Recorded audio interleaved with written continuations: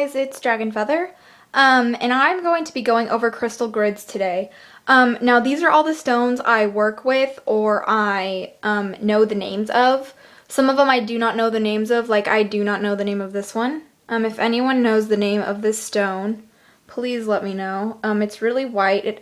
It's kind of flecky. Here, can you guys tell how it has like flecks in it? See how it's a little like, I don't know. I don't know what the name of that stone is, and the one that I really want to know the name of is this one. I have a feeling it's cat's eye because of how it like moves like tiger's eye. I'm pretty sure this is cat's eye, but I'm not completely sure. Those are just two of the more popular, I believe, stones that I do not know the name of. But the majority of the stones on this table, I do know the name of them. So what are crystal grids? Crystal grids is a way to set your crystals out in a certain specific order to use them, and you empower them by your athame, your wand, your crystal wand. I would suggest working with a crystal wand for this type of activity, or your finger. So make sure you have one of whichever one you prefer to use for this activity. The reason why I have my crystal ball here is because even though it's a crystal ball, it's still a stone, and I do use it in crystal grids.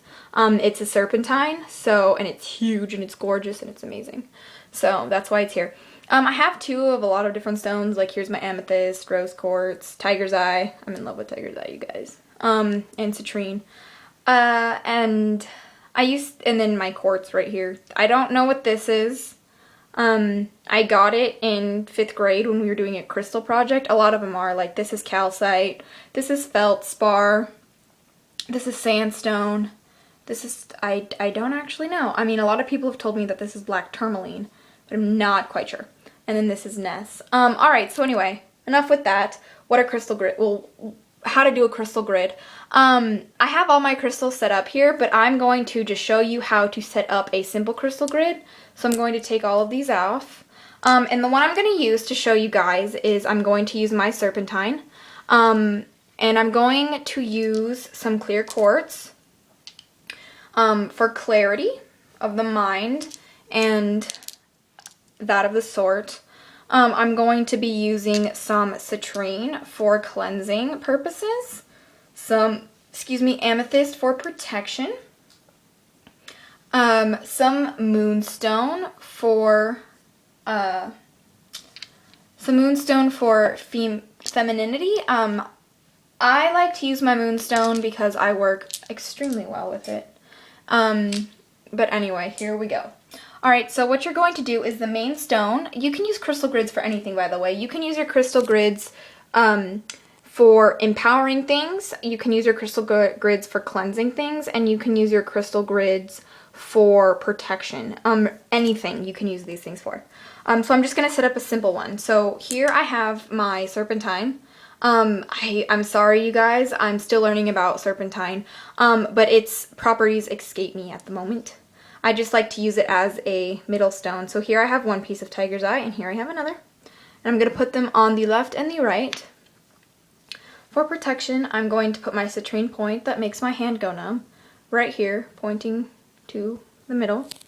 And I'm going to put my other citrine right below it. I like working with both those citrines at once because one is raw and one's sort of man-made. I believe I said clear quartz as well. I like using my clear quartz point. Clear quartz naturally grows like this, which is awesome. And I use this one. I balance it in the back. Like that. Kind of as a director to the rest of it. I said I'd use moonstone. And I'm putting moonstone at the back, but you can't really see. But it's right there, just laying behind the one point. And you can set these up any way you'd like. And then amethyst, put one right here. And the other one right here. And then, I was going to use, I forgot the other stone I said. Anyway, I'm going to use hematite because it's a grounding stone. And I might as well use obsidian because it's another grounding stone. So I'll put obsidian right here. And then hematite right here. And so see how I kind of formed a circle with my crystals? I highly suggest doing circles because circles are easiest to work with when directing energy. because they don't have any weak spots. And they're very hard to mess with. So here we go. What you're going to do is you're going to take your athame and you're going to touch the top of it. So right here. And you're going to empower, going in a clockwise motion, you're going to empower the stone with all the other properties of the stone, and you're going to imagine those properties coming through the clear quartz into the serpentine crystal ball or whatever one you have on the top. Like, let's just say you just have one in the middle, then you're just, here I'm going to show you my amethyst, then you're just going to go like this around the stone. You don't have to, well, you'd be going clockwise, but you don't have to touch it. Or you can. I like touching it. I feel like it works better. And if you don't have a clear quartz to direct all your energy, then just use visualization as all of them shooting their energy into it as once. Citrine, I use this in the circle and the citrine point to direct it even more, because I like, whenever I work with anything, I like it to have a very prominent cleansing property. So, as I said, go around and you're going to say whatever it is. Like, right now I'm just going to say I'm doing a cleansing one. So I would say, I program this circle grid to cleanse anything that I wish to cleanse with it, so mote it be. And then, alright, let's just say you're cleansing a dish, has marks in it from when I burned incense in here. I was not smart. And you're just going to set it above there and visualize all the energy from the serpentine flowing into it, or however you want. You can even say something like, the cleansing energy now has cleansed you, or I cleanse this dish with the energy of the circle grid.